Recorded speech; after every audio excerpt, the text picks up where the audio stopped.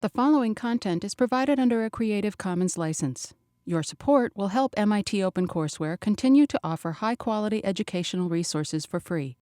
To make a donation or to view additional materials from hundreds of MIT courses, visit MIT OpenCourseware at ocw.mit.edu.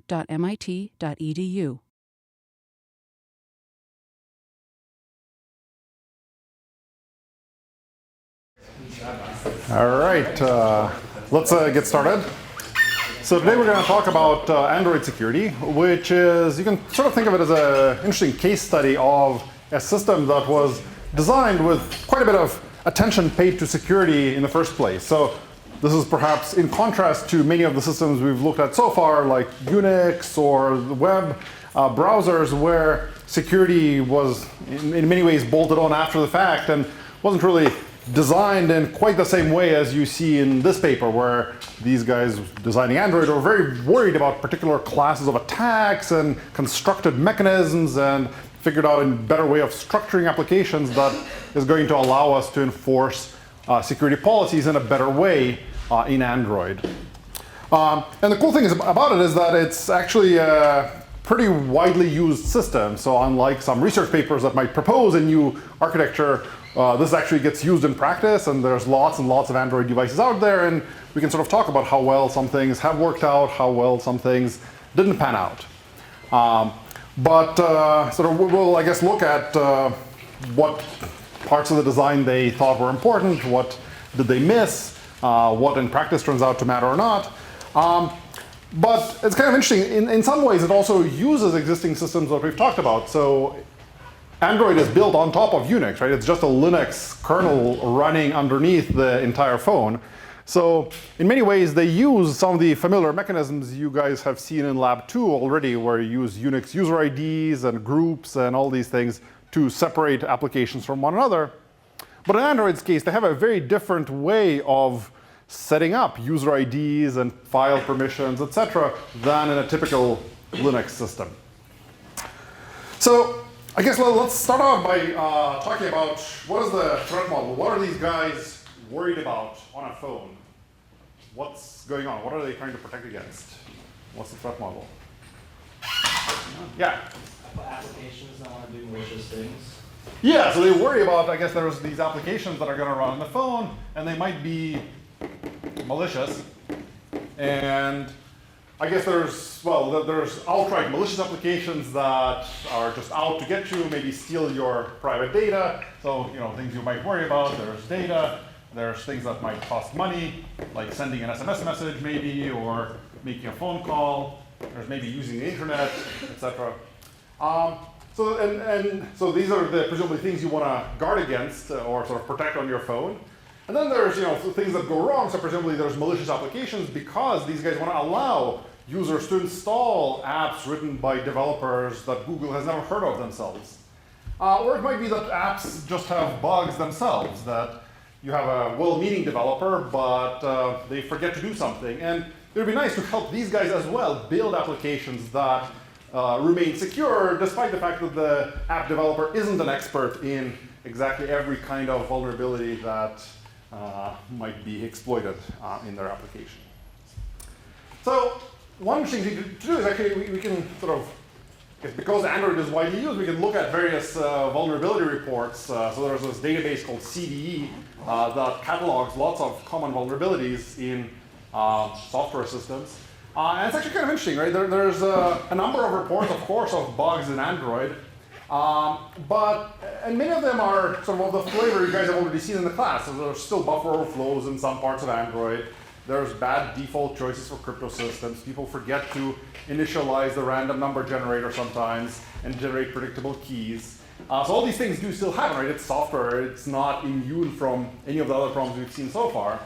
But sort of one cool thing is that it doesn't seem to be a huge number of these issues. So they crop up from time to time, but by and large, you can sort of fix these issues, and the system remains, reasonably secure after you fix these bugs. So in many ways, this, I think, design is working reasonably well.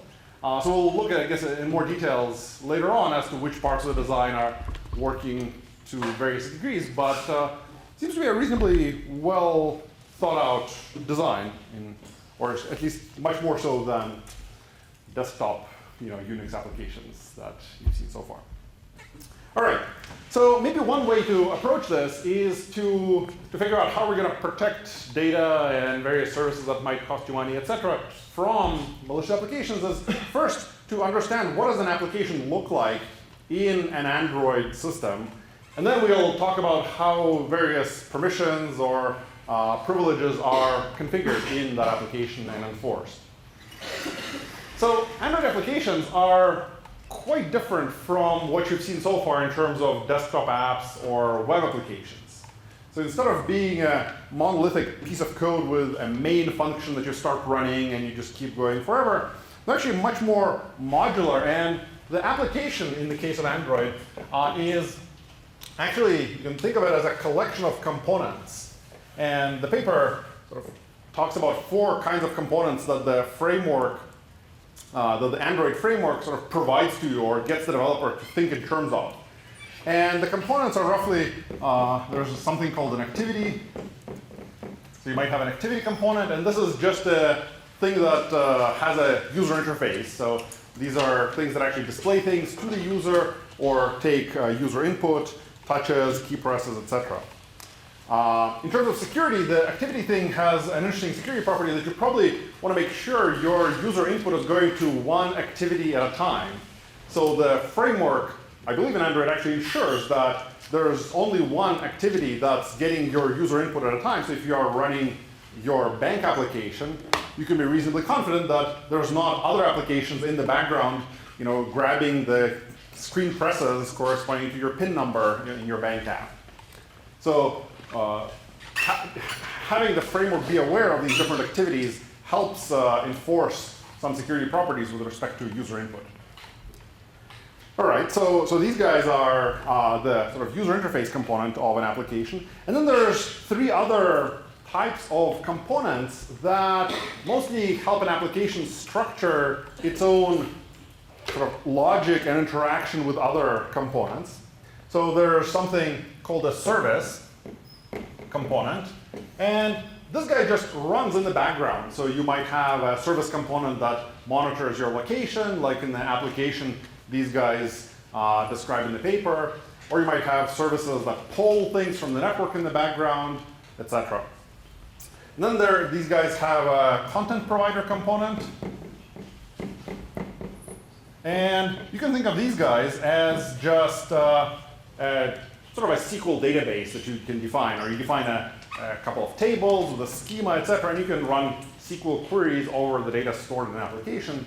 And having it be a component is going to allow the framework to control access to this database, to say who's allowed to run queries against it.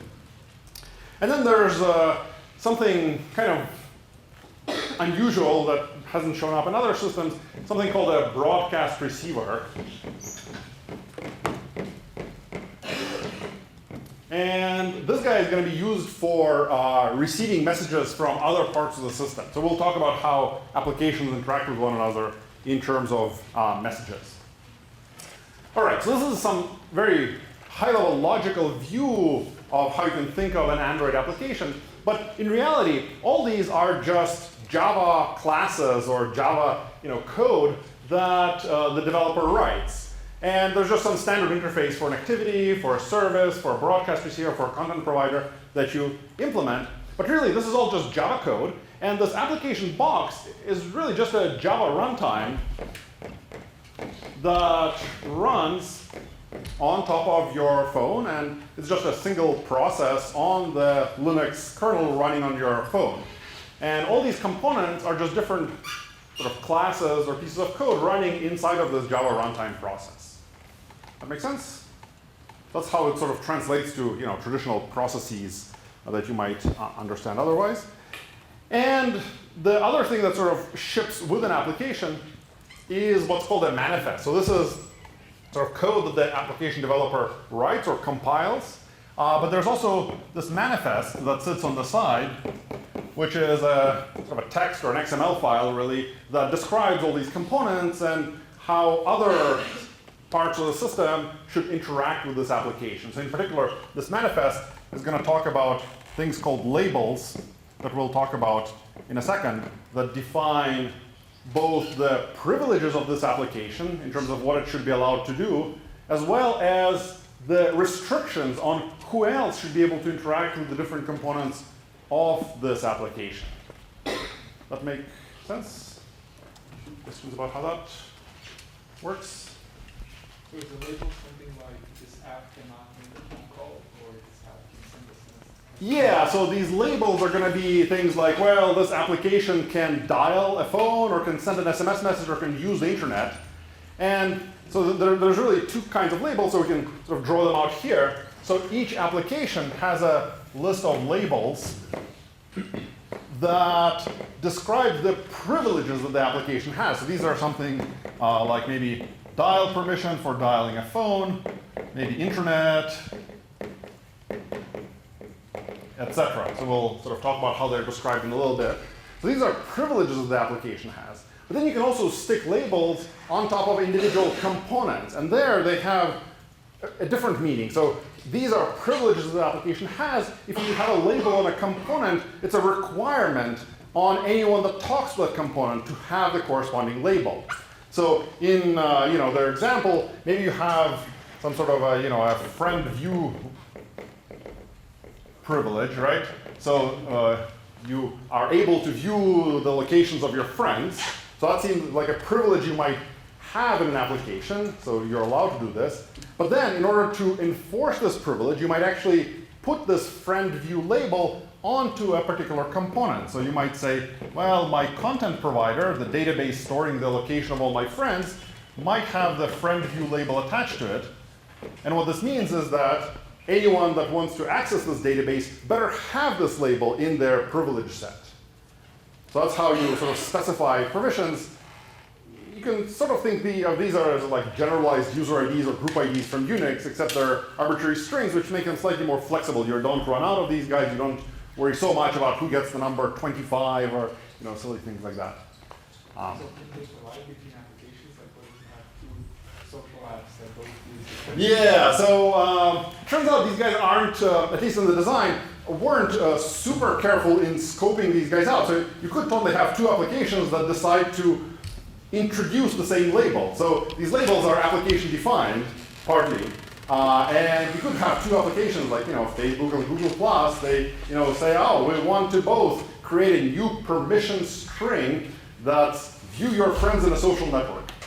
All right, well, they're the same string. So by convention, what happens is that these strings are actually longer than what I'm drawing out, and they have sort of the domain of the Java-style domain of the application defining it in the string. So dial perm, I think, is actually something like com.google.android.dialperm.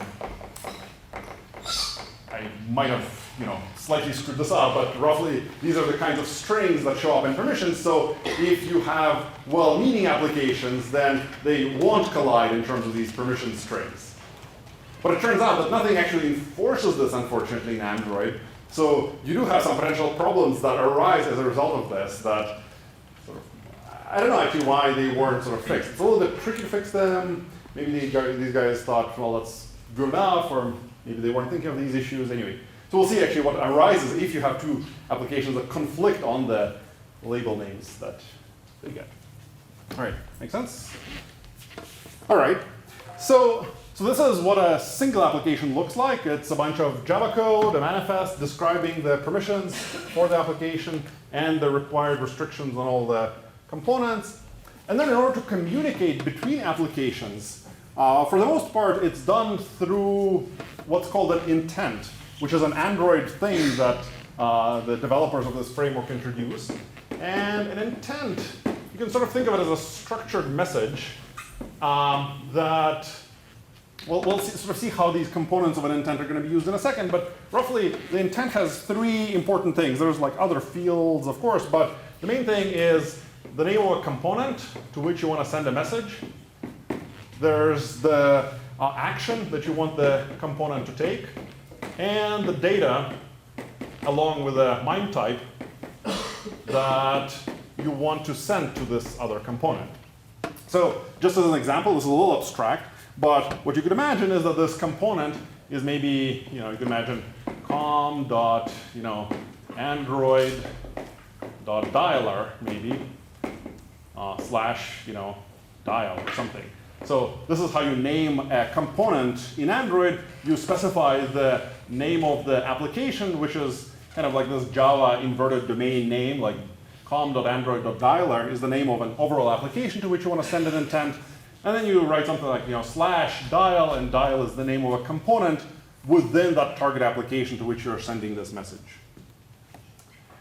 Okay, so that's how you sort of name a component, the sort of particular component where you want to send this guy. The action, there's a sort of a predefined set of actions. You could stick in your own things as well, but you might have something like, I think, Android.intent.dial. So this is a predefined string, or by convention, a string that applications put in the action field if they want the phone dialer to dial a phone number for them.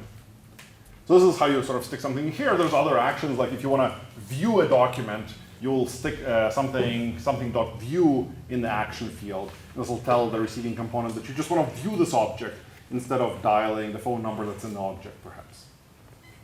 And then finally, the data is basically an arbitrary URI or URL for the data that you want to send along with this message. So it could be something like, telephone colon some digits to dial the phone number. Could be an actual HTTP URL that you want to view or open. Might be any other application-defined URI as well. So this is how you send these messages. And the way these messages are actually routed through the system is with the help of the Android runtime itself that sits underneath all of these applications. So you can sort of think of the Android runtime as being sort of somewhere between the applications and the kernel. It's not quite correct, but maybe let's try to draw some picture to clarify what the architecture of this thing looks like. So you have one application that's running on Android. Perhaps you have another application. These are all boxes that are basically these guys, a separate application with a bunch of components internally. Of course, these guys are all processes running on top of the Linux kernel. So that's providing some degree of isolation between the applications. And then there's what the paper calls the reference monitor. And this guy is going to mediate all the intent level interactions between the different apps here. So if app 1 wants to send a message to app 2, they actually are going to send a message to the reference monitor first. So this is how you send all intents in Android, is that you create one of these intent messages, and you basically send it over some pipe to this reference monitor.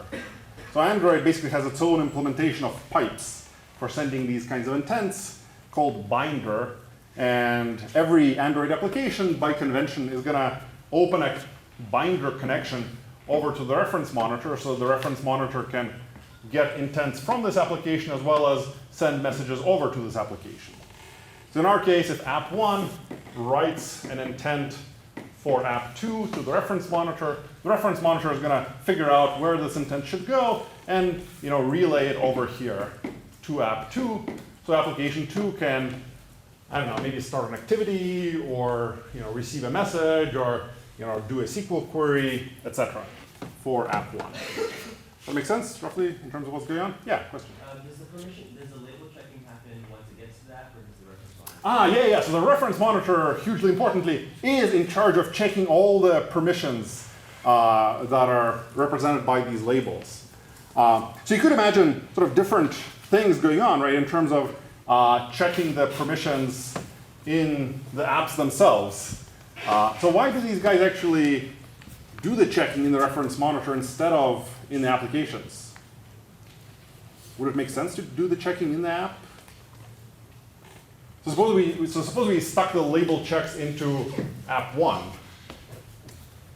Would that be reasonable? Yeah. Well, that seems like a bad idea, because if someone compromises the app, like injects some code and is able to change its behavior, you can get past the checking. Yeah, right. So you probably don't want to stick it in the sender because you don't really want to trust the sender. So if you install in particular a malicious application which you want to be able to handle, that application isn't going to be guaranteed to do the correct checks for us. So that seems a little unfortunate.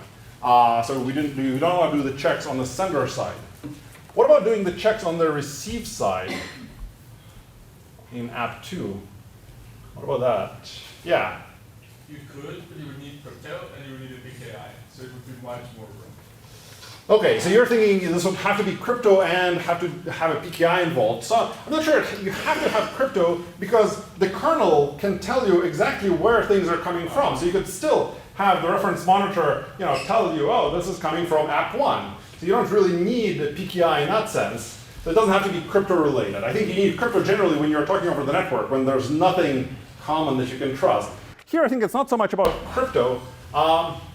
Any other reasons why you would actually maybe want it in that reference monitor? Yeah. You might want to shift the burden away from the developer who ends up making a lot of mistakes. Right, I think a huge part of it is app bugs, right? You don't really want silly bugs that the application developer makes to compromise the security. So to the extent possible, I think you want to factor out common functionality into code that the developer doesn't have to worry about so much, or doesn't even have a chance of screwing up. So this seems like partially a good reason for sticking into the reference monitor. Yeah. It could also be because you want to minimize the trusted surface of the entire system. So you want to make the reference monitor so small that it can actually be audited on its own. Or have some component that deals with the actual label checking that can be checked on its own. Right, yeah, so that seems like a potentially reasonable plan as well, because the security of the overall system depends on the reference monitor being correct. Well, you can sort of see this going either way, right? Actually putting the logic into the reference monitor makes the reference monitor bigger. So you could make the RM smaller by delegating some work to the apps, although then there's some library you have to audit. So it's not exactly clear. I think the one other sort of example I came up with for why to do that, well, I guess there's two things. One is just simplicity. I think it's easier to do the checks all in one place in many ways. So you can sort of, as you were saying, that you could really look at this and say, oh, yep, the checks are being done. They're always being done on every message.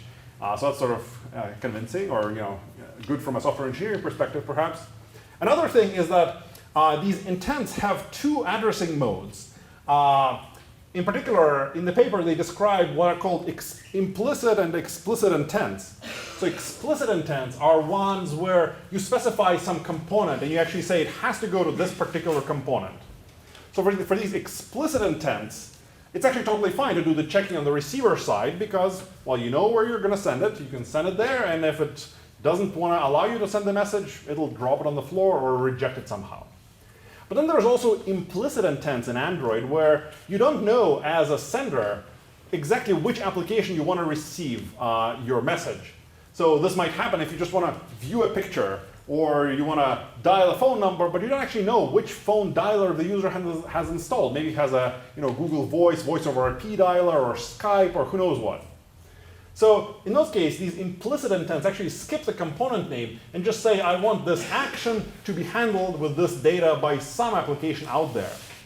And in this case, it's the job of the reference monitor to find an application that's suitable for handling that kind of message, dialing a phone number, viewing a PDF or a JPEG image, or what have you. And in that case, the reference monitor can actually take permissions into account when choosing a suitable application. So it might be that there's some very sensitive PDF viewer application you have installed, and it's capable of viewing PDFs, but you don't want it accessible to most apps. So maybe the permissions on it don't allow that application to receive PDF view messages from the rest of the system. So in this case, the reference monitor will look at this and say, well, you're not allowed to send your request there, but maybe another application is willing to handle your request. So this sort of simplifies the user interface or user interaction here by matching an available system, including and considering the permissions that are available to the center. That make sense to some extent? Any questions? Yeah. Would the reference monitor ever be a bottleneck? It could be, yeah. So like a lot of these messages are sent through the reference monitor, and I don't know whether it's actually currently multi-threaded or not. You probably could make it multi-thread. I think the logic it's implementing doesn't involve maintaining a lot of shared state. So you could probably process many of these intent messages in parallel if need be.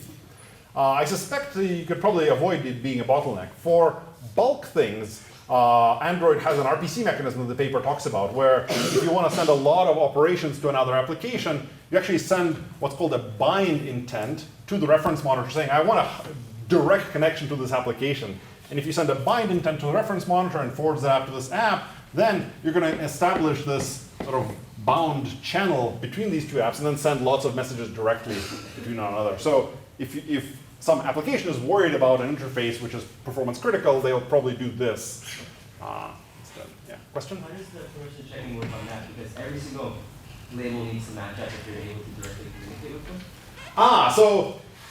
So here, it's not the case that you get direct access inside of app2. It's not that you can directly manipulate all the stuff in the address space or the objects of app2.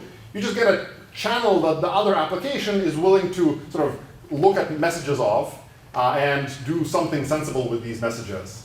So it's up to the application 2 here to look at these messages and do something sensible with them, not to allow arbitrary code execution or arbitrary access, but in this application, I think they have 2 operations where you can add a new friend or enable or disable tracking through this interface. So there's like well-defined messages you define, and you're going to implement probably one of these service components that's responsible for taking a message and checking that it's sensible and executing that operation.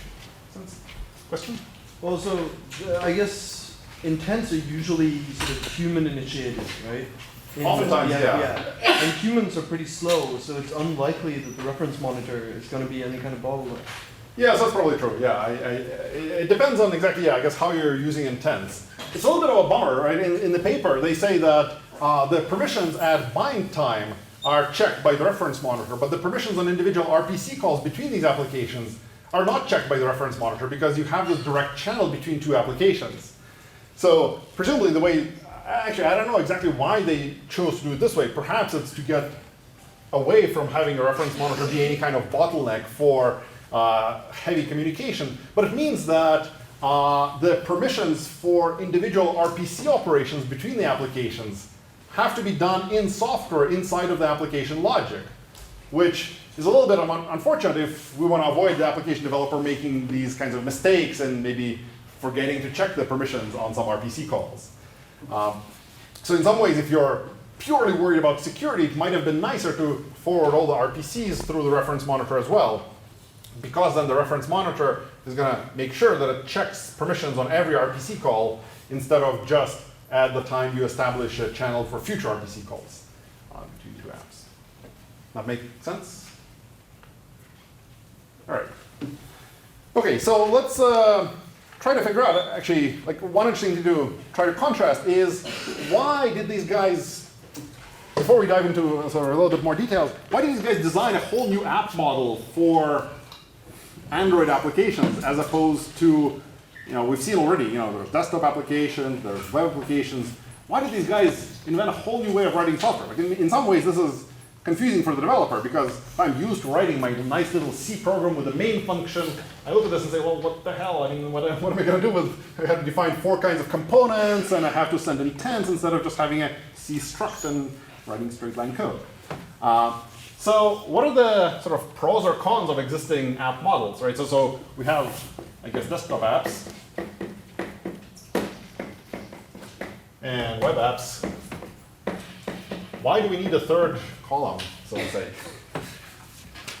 Because one of the nice things about these guys, yeah. Well, the model is completely changed now, right? Because I think on desktop apps, you don't put as much trust in the developers as you put on the in mobile apps, and you have a bunch of more users that are less inexperienced than desktop users, and you end up having a bunch of apps that you really want to isolate from each other in OS. Could be. So you think in the desktop case we don't have to trust the developers as much? No, or of course you do, but it seems that there's always like your son or your cousin that can take care of your desktop if it goes bad. Like your phone, there's a different problem altogether. I guess it's cool that the phones don't need a cousin to take care of them, so that's great, right?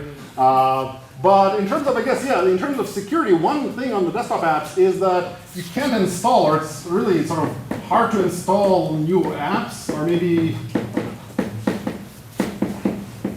I don't know, well, probably not quite exactly true, because you can always click an executable and install an app on a desktop case, but I guess people don't install apps regularly. They sort of tend to maybe, well, this depends on the usage model of a desktop app, but typically you have a somewhat fixed set of software you're running, as opposed to on a web app. One cool thing is that it's very easy to run new apps, you just visit a website, and there's nothing really you have to do other than click on a link, and off you are on some new site running some new application. That's a pretty nice property of web apps. One bummer about desktop apps is that there's actually no isolation at all between applications. That's perhaps somewhat related to the fact that it's hard to install an app, because you really are trusting it fully with all the data on your machine when you're installing it. There's no isolation between one app that you install on your laptop and probably any other thing running there, or any of the data that you're storing on that computer. Whereas in the web app case, there's actually some reasonable isolation. As long as you believe the same origin policy is correctly implemented by the browser, then you're in pretty good shape. It's actually reasonably safe to probably go to some arbitrary website and start using their application. It's not going to tamper with other sites that you have open in your browser, assuming they don't exploit some browser bug. So actually, okay, so far it looks like the web apps are the winning plan. They're easy to use, they have isolation. Why don't these guys use web apps for Android? Yeah? Well, so web apps are starting to become like an operating system in themselves, right? So you have Firefox OS, which is basically just a web mobile OS. Right. Okay, so you're arguing that actually these guys were mistaken. Like they shouldn't have built a new Android stack. They should have just done, a giant web browser as your phone. Well, at least Mozilla has shown that it's possible. Right. Okay, fair enough. So yeah, so it's at least more reasonable to go with the web apps route than the desktop route, at least for a phone. Yeah. There's no these contacts or make a phone call from a web app, so you need an entire new API to let a web app interface with the phone hardware. Right. So there's one limitation that might be fixable, of course, but is still there. Is maybe there's no APIs for some of the devices. This is increasingly becoming less so. Like for camera, for GPS, these are slowly being added to the web case, but there's probably not quite an API for accessing your phone yet, or sending an SMS message and things like that. Another sort of bummer in web apps is there's actually sort of limited sharing that you can do. So we were just talking about implicit intents in Android, where you could just say, well, I want to view this JPEG picture, but who knows what application is going to open it? Or I want to view this PDF file, or I want to share this picture I just took with my camera with a friend through email, but I don't know what email application you're using. Let's just ask the reference monitor to find me some email program that's going to send this picture out. That's something you can actually do in Android, but it's kind of hard to do in a web app case because every interaction you have to refer to a particular URL. So if you don't know what PDF viewer someone is using, you might not know what URL to open to ask it to view a PDF, potentially. Question? Well, no, yeah. another bullet point that JavaScript is very hard to reason about statically. Yeah, so one bummer is that, this is all JavaScript. So it's potentially unfortunate. It's maybe not as good in terms of performance. Maybe it's hard to understand what it's doing. It might be hard to compile efficiently, etc. Yeah. I guess one nice thing about the desktop world, at least, is that sharing is easy, right? So one side effect of having all your files be accessible to every app is that, well, you just share. It's very easy to access any data you have, and in some ways, if you really want a lot of sharing, this is great. Like I probably could. It might be a little bit tricky to implement some things on Android that are easy to do in the desktop case. So in the desktop case, if I want to compile a piece of software, I'm going to run make. It's going to run GCC and maybe other programs, and they're all collaborating on the same C source code in the single directory. They're all building it. It might be a little bit trickier to do in the Android case, where data is kind of associated with a primary application that's storing it in a content provider. So it might be a little bit tricky to have an Android world where I have my source code stored somewhere, and then I install a C compiler and a make program and an assembler and other things, and they all sort of work together. It's a little bit harder to do. You probably could do it somehow. I can make the file system with separate components. Yeah, so you could probably work around it in some ways, right? So I think Android is certainly general purpose enough to let you somehow do it, but it's probably not quite as natural to do this in Android as would be in a desktop case. Not that I'm arguing you should stick to the desktop case, but it's not quite as secure. But, yeah. Any other comments? Yeah. Another thing might be that the case that we're optimizing for different web apps tend to be bandwidth constrained. I'm not sure what desktop apps tend to be constrained by, but phone apps tend to be constrained by both RAM and processing, and much more so than either desktop or web apps, I think. Yeah, so it might be that some of the engineering decisions around how to optimize these things are going to be different. I guess one unfortunate thing about web apps, at least at the time these guys were designing Android, is that it was difficult to run a web app offline if your phone doesn't have strong enough, cell phone reception. Then it might be hard for you to run some web application if some parts of it fell out of the cache. I think slowly, as you were pointing out, the web app world is catching up to Android. Like many of these limitations are getting fixed or sort of improved. So it might be that these days web apps are a reasonable model for starting a new phone platform. But 5 years ago, this Android world was sort of necessary because the web apps weren't quite there. Probably not quite there still yet, but nowadays it might be easier to push the web apps all the way to where Android is rather than start from scratch. Could be. All right. So I guess we can still talk about, I guess, what Android did, even though, maybe today you wouldn't have done it the same way. But I guess in terms of isolation, we can sort of start talking maybe about security a little bit more.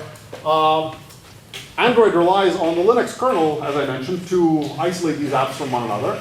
So what happens is that the Android framework actually sets user IDs so that, this application has perhaps, I don't know, UID 1001, this application runs as UID 1002, and the reference monitor is basically root. I think it might actually run as UID 0, although I forget the details. I think it actually does run as UID 0 on Android.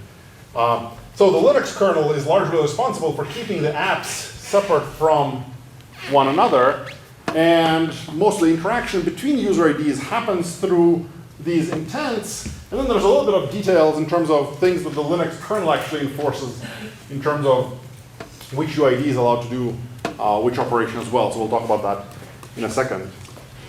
One interesting question is why did these guys choose Java? Like, what's the role of Java in Android?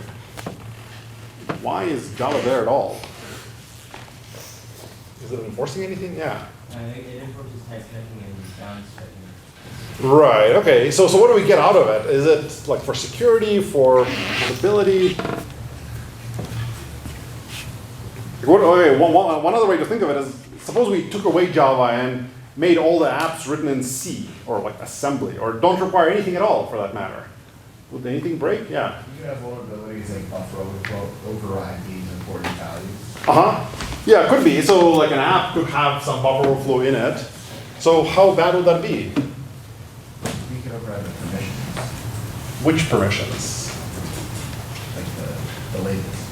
Yeah, well, actually, let's see. So as we were talking about, right, the reference monitor is the thing that does all the label checking for us. And the reference monitor actually, in Android, stores a list of all the installed applications along with the labels that correspond to all those applications. So it's probably true that you don't want any kinds of bugs in the reference monitor, regardless of what language it's written in. So having the reference monitor being written in a type-safe language is probably a good thing in general. And I like Java in the sense that it's a type-safe language and has all these nice properties. But if an application were to be written in C and had a buffer overflow, it wouldn't be able to corrupt directly the labels stored in the reference monitor here. So that wouldn't be as big of a deal. Yeah. Maybe we don't want to have direct access to the kernel. Could be. So why would that be helpful? There's some system call that it can make to override the security. Yeah, so in principle, it might be nice to avoid the applications talking directly to the Linux kernel. At least in Android, this is not the case. So actually in Android, applications can make arbitrary system calls if they want to. And in fact, applications, I should say, can ship with arbitrary components written in C or assembly for performance reasons. So like some games actually ship with the computationally intensive parts written in C, and they sort of talk to it from Java as well. Well, so I guess part of it is being able to use all of the stuff that's been written for Java. Like, they wanted to make make it easy to build applications for developers, and one of the easy ways of doing that is being able to take advantage of the massive Java libraries out there.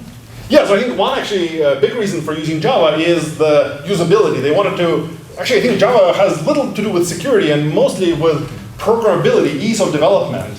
One other thing that I think is going on is that, well, to contrast with iPhones, for example, right? iPhones also really want ease of development, but they use Objective-C, which has buffer overflows if you try hard enough, and it is specific to a particular hardware. It doesn't maybe have all the same libraries. I think the main reason why the Android guys went with Java is probably the fact that they weren't manufacturing devices at the same time. So the iPhone guys knew exactly it was going to be this ARM processor running their phone, so they could compile to ARM and be done with it. And it's actually more efficient because battery matters a lot on a phone.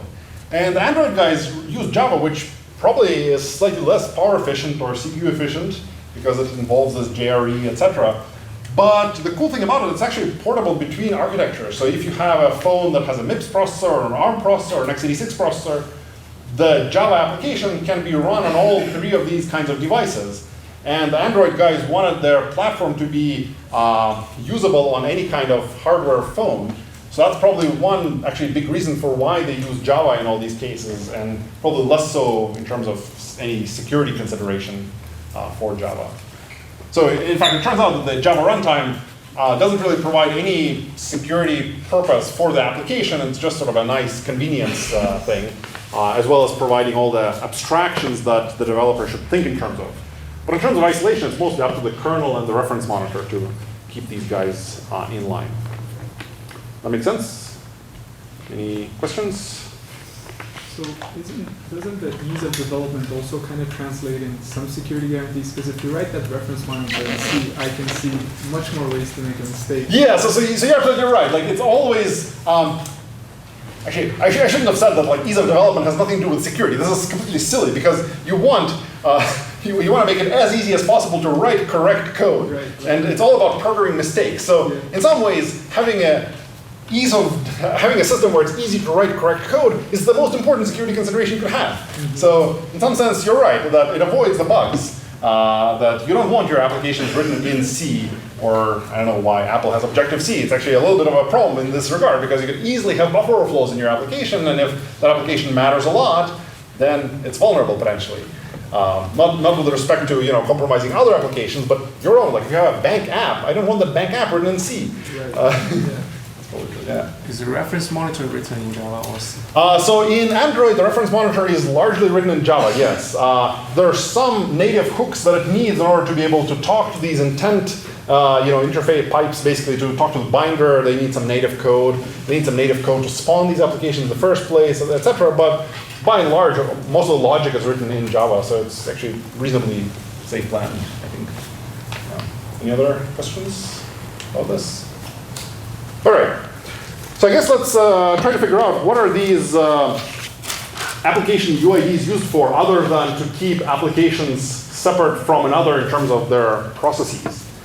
So I guess the main thing that applications need to use the UID for, or that we need to somehow support, is the ability to share access to shared resources and shared data in the system. And we already saw one mechanism for doing it, which is to send intents to the reference monitor. But there's actually a bunch of things that in Android are not done through intents to the reference monitor. And they sort of have to do probably with performance, or why isn't everything sent through intents? It's probably because there are some performance considerations. You don't want to invoke the reference monitor in every single thing you do in the system. And there's a couple of things that in Android are like this. The simplest one is probably network access. So if you want to talk to the internet, in Android, you just open a socket, very much like you would on a standard Linux application today. The application can just ask the kernel, I want a socket, I want to connect to this machine, go for it. So network access happens to work this way. Access to removable storage, so if you have an SD card in your phone, that also directly goes through the kernel, or more generally, any kind of file system access, or direct access to the file system at least, goes directly through the kernel, because there's already a file system there, and you want to avoid probably imposing performance overheads on that. And also for most devices that are hardware, Android allows the application to directly talk to the device instead of mediating the access through the reference monitor. So this is things like, probably your camera, your GPS device, compass, etc. And these guys actually just show up in Android in Linux as something like /dev/camera. And this is just a Linux device you can open and get the camera data off and control the camera in whatever ways you want, etc. And the cool thing is that if you want to do some specialized things to this device, you're not restricted to what Java allows you to do. You can always write C code or even assembly that directly talks to the kernel and performs the necessary operations on this Linux device, making arbitrary system calls. And you could wrap this up in a sort of a Java native interface to expose it to the rest of your Java-based applications here. Yeah? You still have checks on these calls, right? So when you open a socket, someone has to check that you're allowed to open a socket. Yeah, so this is an interesting thing. Like now these things are sort of outside of our intent-based model, so how are we going to protect these guys? So this sort of boils down to doing something very similar to what you guys did in Lab 2, which is you sort of have some plan in mind and you want to enforce it using UIDs. So basically, the Android framework is responsible for carefully orchestrating the UIDs and GIDs of the applications and of these things to enforce whatever policy was specified in terms of labels. So the way this actually works out is that for pretty much every one of these resources, there's a predefined label string that defines the privilege to access this resource. So for this network access thing, for example, I think there's a string, something like, android.permissions.internet. So this is a label that an application can ask for. And if an application has this label in its set of privileges, then it should be able to access the network. And the way this is enforced, so the label is the sort of policy side of this. How do you specify what should happen? And the enforcement mechanism is actually a small change to the Linux kernel in Android, where in order to make any network-related system calls, you have to be a member of some magic group. This is not at all how things work in Linux traditionally, but in Android there's some magic group number. I think it's GID 3003. And the kernel has this number hard-coded in it. And if the application, or if the process has this group ID in its group list, then it's allowed to use any network-related system call. And if it doesn't have this group ID in its group list, then it's not allowed to make any network-related system calls at all. So this is how Android is able to translate these labels, sort of maintain a single coherent policy system that's in terms of these label strings, but enforce it in different ways. So sometimes it gets enforced by the reference monitor, and other times it gets enforced by setting GIDs or UIDs appropriately. The same thing actually happens with SD cards. There's another GID that corresponds to having access to the SD card, and there's a string that gets translated into this GID effectively. And same for the file system. I guess in the file system, things are a little bit trickier. I guess the SD card is in the file system. It has a specific GID for accessing the entire SD card. And then there's sort of other files in the phone's file system. There, the policy isn't so much controlled by the labels, but rather by sort of Android's design, which is that each application has a private directory that it can use to store whatever files it wants. And in particular, the content provider, the SQL database that you're going to use as an application, is stored in your private directory. And the policy is only the application's UID can access that private directory, and no one else can access it directly. And then for devices, there's also a plan very similar to network access, where there's a permission string for accessing GPS, the camera, etc. And for each one of these, there's a GID that is used in the permissions on that device. So for example, dev camera is owned by some magic GID, and any application that should have access to the camera has that GID in its group list. All make sense? It's hopefully fairly similar to what you guys did in Lab 2. Except, well, not the label part, but the sort of using UIDs and GIDs to get it somewhere. from security. Make sense? All right. So one interesting question is, why do these guys have such a coarse-grained plan for handling the SD card? Why don't they have different apps access different parts of the SD card? I probably have lots of stuff on my SD card that I want applications to maybe not have access to all of it. Make sense? Yeah. Maybe it has something to do with the thing that the user has to approve those permissions, and the less of them you have, the more likely it is that the user actually reads through them. Could be. I think, well, that's definitely a problem in general in Android, and we'll sort of get to it in a minute. But I think for the SD card, it's actually a slightly different concern. It actually has to do with the fact that you want these SD cards to interoperate with the rest of the world. So this is like one of the places where Android isn't free to make arbitrary decisions, because you want these SD cards to have a standard file system, namely FAT, because sort of that's the de facto standard for storing data on an SD card these days.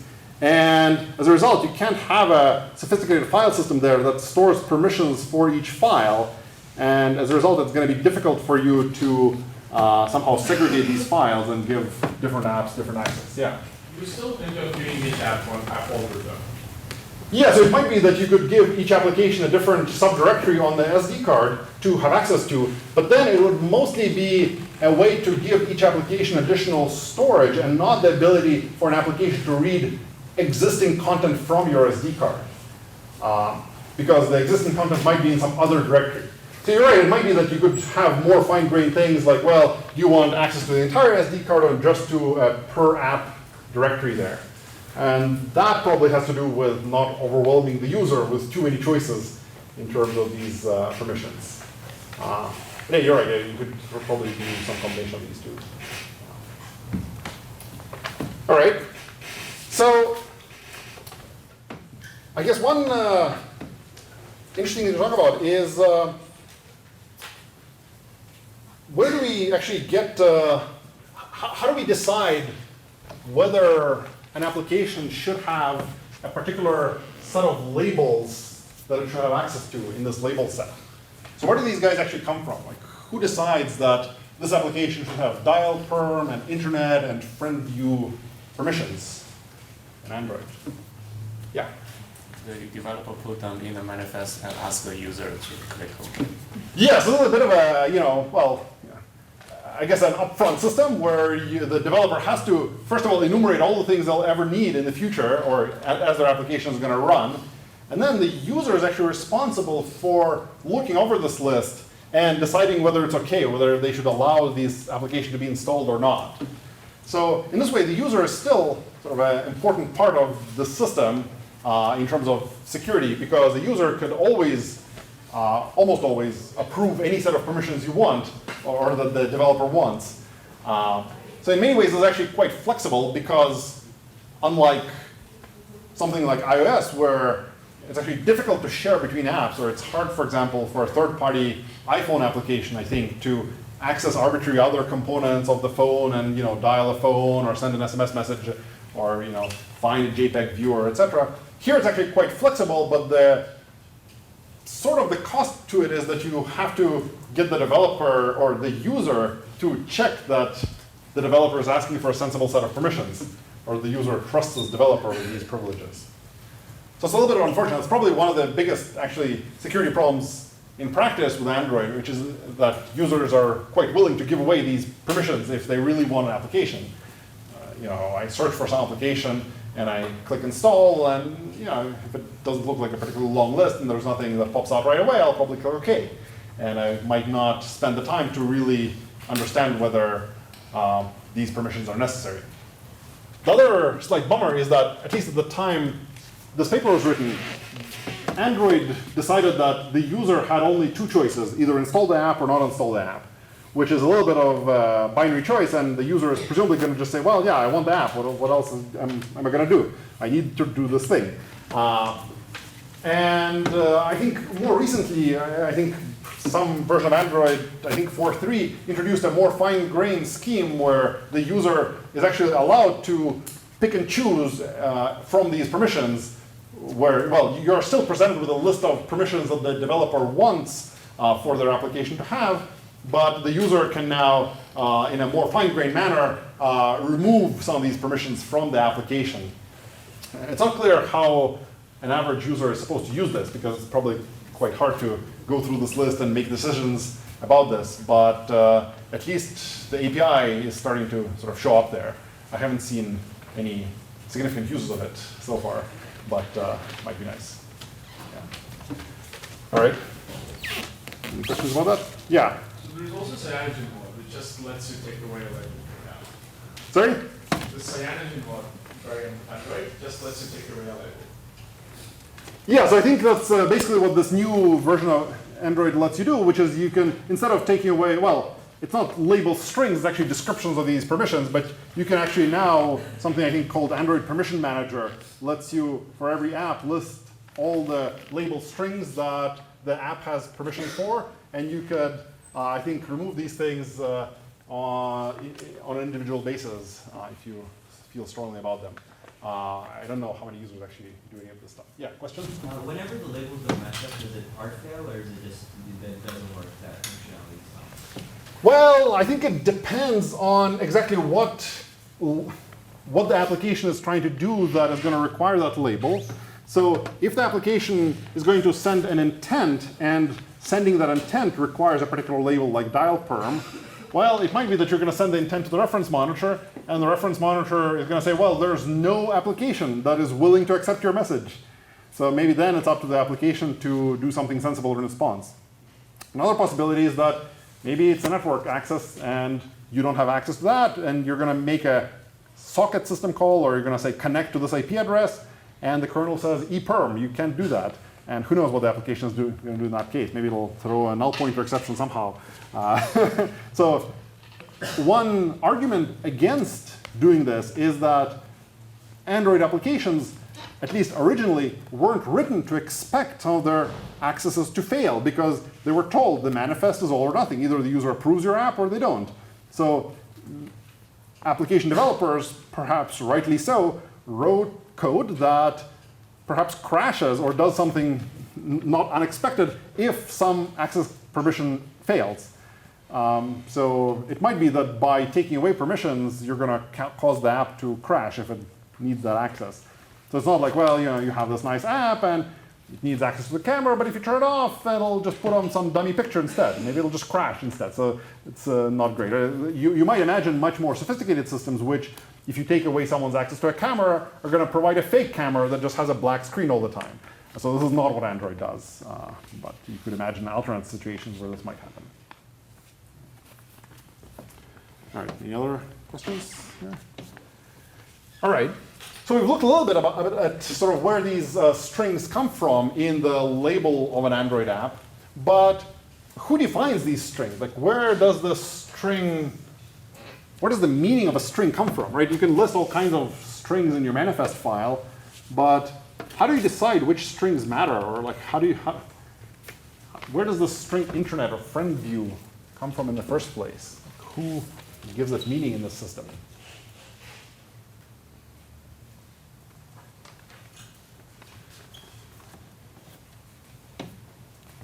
Any ideas? I think it's mostly the way to think of it is that there's almost none of these strings should be magic or sort of predefined ahead of time. Almost all these strings are basically contracts between two applications. So one application is willing to export something under the protection of some label string, and another application wants to ask for that permission to talk to the application that defines this component. So these labels are typically, you can think of them as being defined by the application that provides some protected service. So if you have this dial perm permission, it's presumably something that has to be defined by an application that defines what it means to dial a phone number, so probably the dialer application in your phone. That's the thing that defines the string and says that, yeah, this thing dial perm exists and my components are going to be protected by it. And then other applications that want to interact with this guy, with the dialer, can now request this dial perm permission for themselves. So, and of course, there are some built-in things that we looked at here, like the internet permission, the camera permission, etc. But you can sort of think of them as the Android framework being the initial application that is in charge of providing access to this resource and defining the string that's going to protect the resource as well. So what does it mean? What's sort of associated with a label string in Android, other than the fact that the string goes into the application's label here when they want to ask for this permission, and in the component label as well. So there's a couple of things that sort of is associated with the label in Android.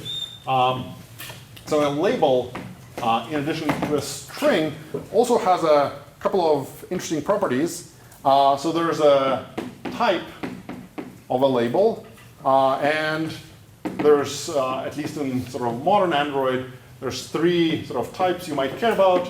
There's a normal type of a label or permission label. There's dangerous and signature.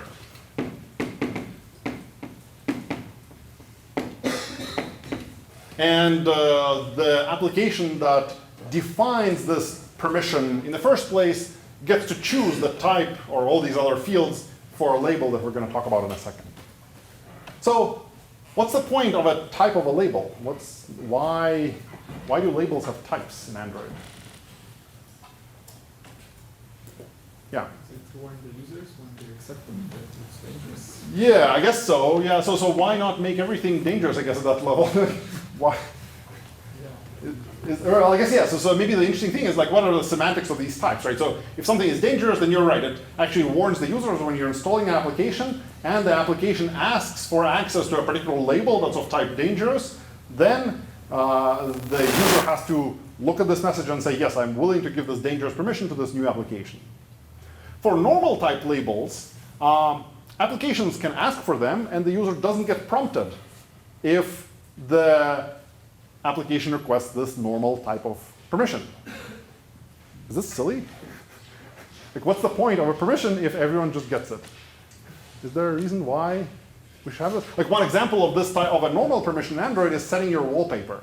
So if you have an application that's going to set your wallpaper, I can, as an application developer, say in my manifest that I want to set your wallpaper, and if you click install, it's going to say, well, there's nothing interesting going on here. You don't need to give it any permissions. Yeah? Well, these permissions usually require user to actually confirm, right? So if an application wants to change your desktop wallpaper, it will ask you, or like the system will ask you, do you want to change your wallpaper? Nope. No? No, it'll just change the wallpaper. It's access to this API call to change the wallpaper. If I have this permission, I can make this API call. Is there, yeah? Maybe the application developer wants to make sure they don't do this accidentally. Yes, I think that's one reason why you might want to have these permissions, is to help the application developer do the right thing. So if you worry that your application might accidentally do something or might have bugs in it that others will exploit, knowing that there's some set of permissions that you do or don't have prevents your application from being abused in these ways, right? Like, so if you have a benign application that never needs to set the wallpaper, you probably don't want to ask for this permission, because if it then gets compromised, then it'll be sort of better for the user on whose phone your application is installed. It's sort of a least privilege property.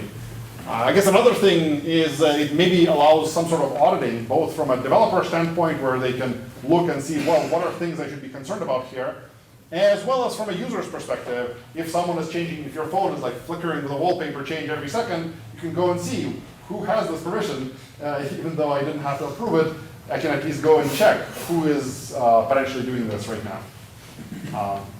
So these normal permissions are kind of like a good security measure, or probably more of a good auditing measure, and aren't generally used for really interesting things like accessing data or accessing things like cameras or things that cost money. So there's also this third thing, the signature permission. So one interesting thing in Android is that you can define a permission that is only accessible to applications that are signed with the same developer key as the application that defined the permission in the first place. So if I have, I guess in the friend view example in the paper, if the friend tracker defined some permission with the signature type, then only other applications signed by the same developer key are going to be able to get the signature permission.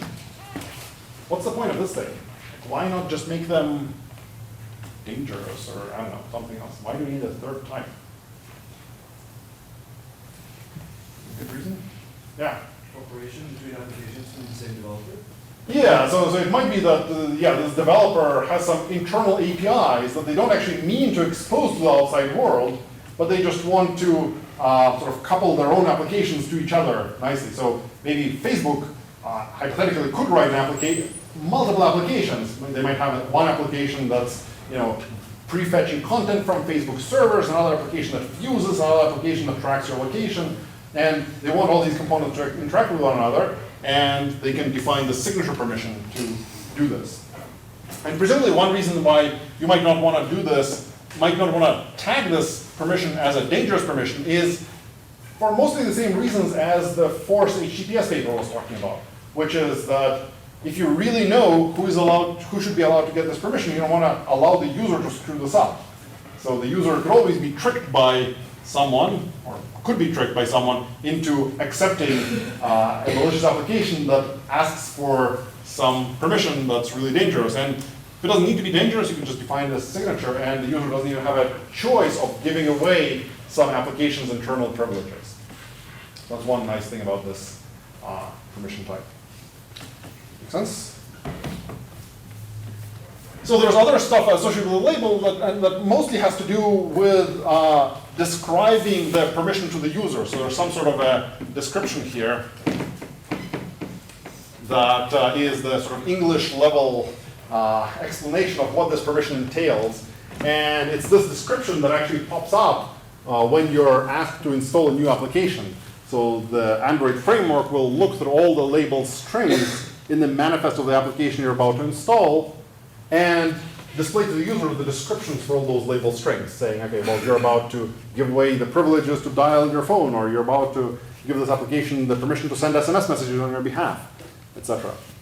That makes sense? All right.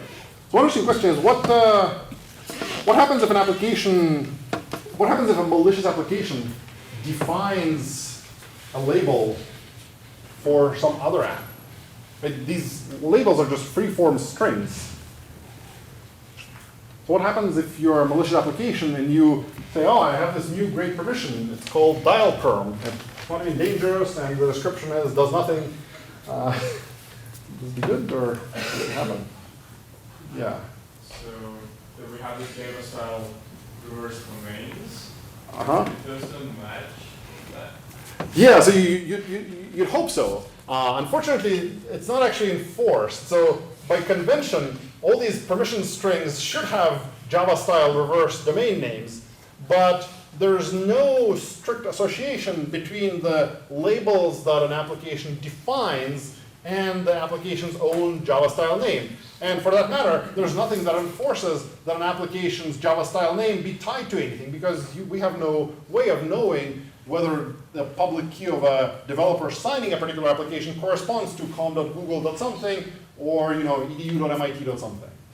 So, in fact, one slight weakness in Android that was there, at least when I checked a while ago, it probably is still there, is that the label definitions are sort of first come, first served. So when you first install an application that defines a particular label, you get to decide what type that label string is, and what is the description of this label string.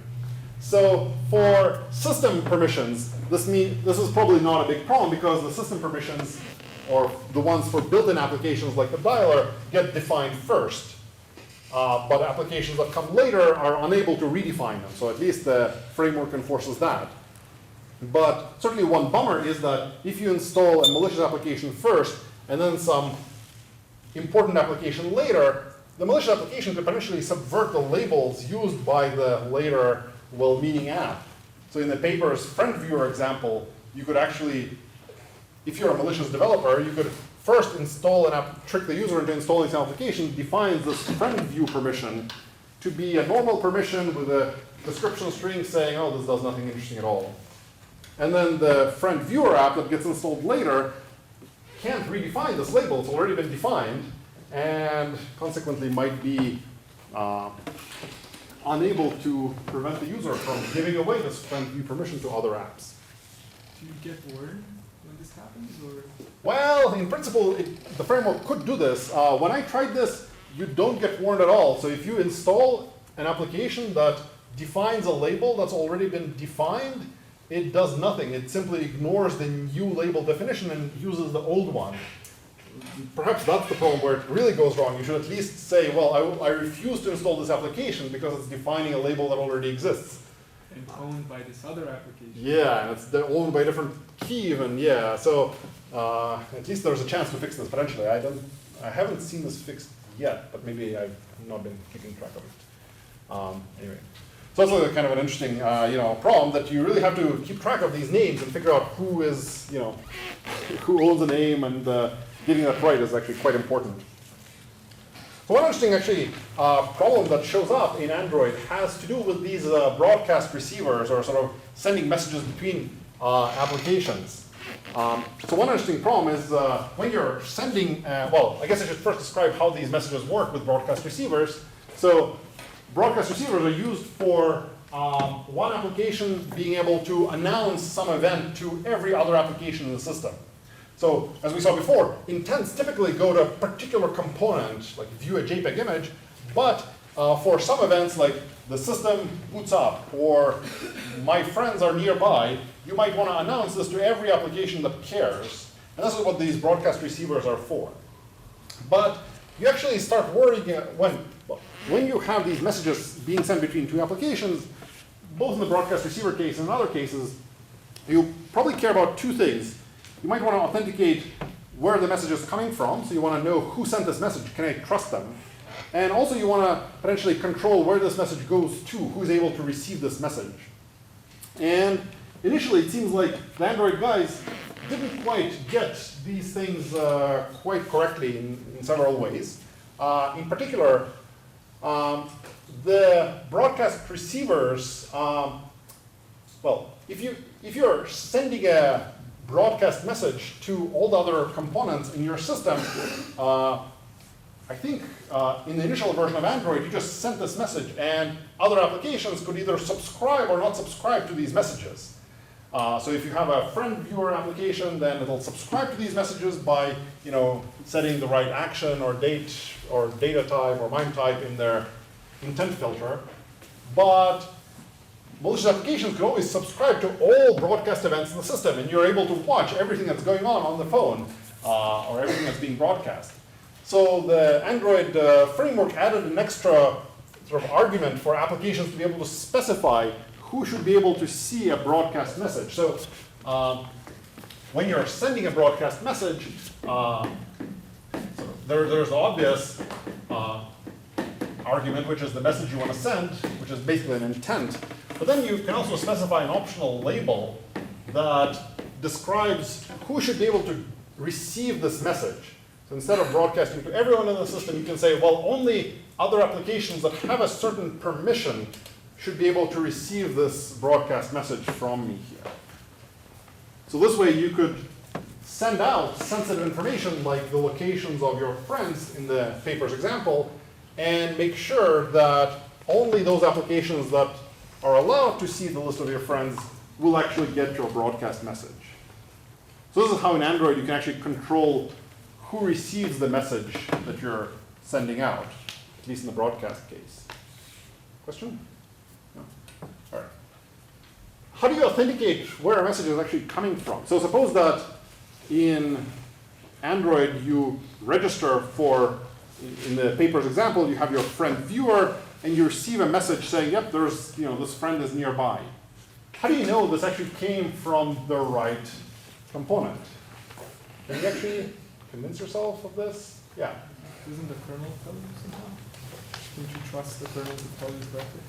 Potentially, yeah. So the kernel, or at least the reference monitor, well, this binder thing is going to tell the reference monitor, here's where the intent came from, and then the reference monitor is going to forward this intent to your receiver application, and somewhere in there is the name of the app that sent this guy. How should you check whether this is a reasonable app that should be sending these intents? Is there a way to do this on Android?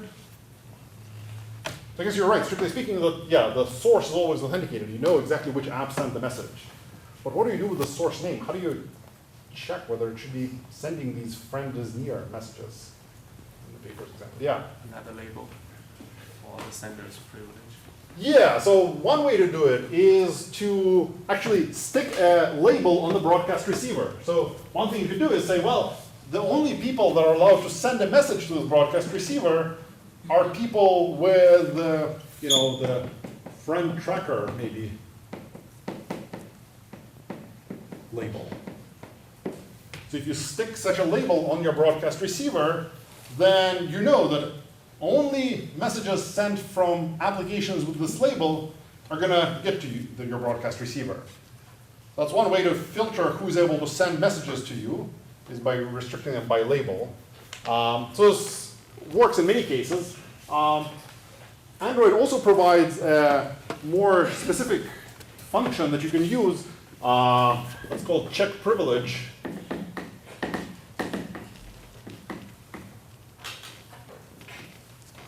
And you could sort of say, or check sender privilege, I think, and you could ask the framework whether the sender of the intent you're looking at has a certain label in its permissions. So this way you could also reason about what privileges does the sender of a particular message have in situations where maybe the framework doesn't provide quite the right mechanisms in the manifest to do this. One place where this check sender label or check sender privilege function turns out to be particularly useful is in the case of this RPC interaction between two applications where the reference monitor isn't actually involved in mediating the RPCs between applications, but you still want to ask, is the application that's talking to me privileged for this kind of operation? So this way you can sort of manually invoke or check what's in the manifest of an application. Yeah. But what stops another application from just asking for that label when it's installed? Well, so I guess, yeah, so what stops? Yeah. You can use the signature label. Yeah, so one thing that stops it is that presumably the user, well, if the label is a signature type label, then that's going to stop it if it's not That requires the same signature as... That's right, yeah. So that requires it to be the same exact developer. Another thing that stops it is that maybe the permission is labeled as dangerous. So then the user is going to see this on the screen. When you install an app, it says, this app requires the permission to view your friends or your friends' locations. But that's taken from the description. That's right. So what stops me from just giving a different description? So I should say, right, this description comes from the application that initially defines this label. So the label is initially, so there's two things going on in the manifest. You can ask for access to existing labels. So I can say, well, this is an application. I want access to the friend view permission. And a separate thing you can do in a manifest is say, I'm defining a new kind of label. So then the first friend viewer application, or the friend tracker application presumably, is going to say, well, I have an application, has these permissions, but also I'm defining a new kind of label. It's called this, it's type dangerous, and it has this description.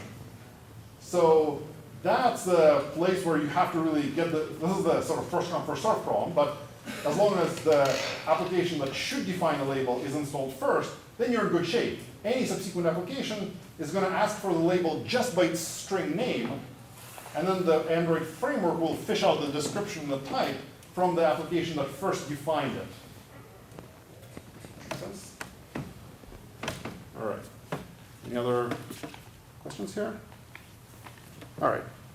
So I guess this gives you some sense of how Android works. One sort of cool thing about it is that you can actually get this manifest that to a large extent describes the security properties of an application. So this is one thing that the developers of the Android framework were going for, something called mandatory access control, where you can actually specify the security policy of an application separate from the application itself. And in fact, have that security policy be enforced by this reference monitor regardless of what that application itself is doing.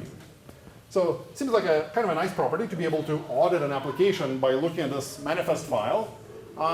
You can mostly think of it as a development sort of nicety rather than a strict enforcement mechanism, because if an application really wants to get around its own manifest, it can probably do so.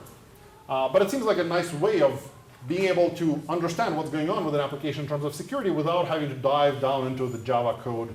Of course it matters, but you can still get a high-level sense of what's going on in an application from the manifest. One sort of bummer, I guess, as we were talking about here, there's some situations where the Android framework turns out to be not quite expressive enough in the manifest, and you have to still write code that talks about security checks. It would be in some ways nice if there were no security checks at all in the code, and all the security checks went to the manifest. But that would mean exposing things like all the RPCs to the framework and so on. That's potentially a bit of a trade-off that these guys are making. And I guess one other thing is actually kind of hard to change the manifest file after you've designed the system, right? So one perhaps surprising thing is that the Android framework hasn't changed in terms of security very much since it was released, or since this paper was written 5 years ago or 6 years ago now. Because once the application starts using this framework, it's hard to say some existing application is going to break. So you basically have to maintain backwards compatibility to a large extent. So you don't get a chance to sort of do it over again. I guess one interesting thing that did happen to Android since this paper came out is that the Android guys sort of borrowed an idea from Apple and are doing now much more server-side analysis of applications.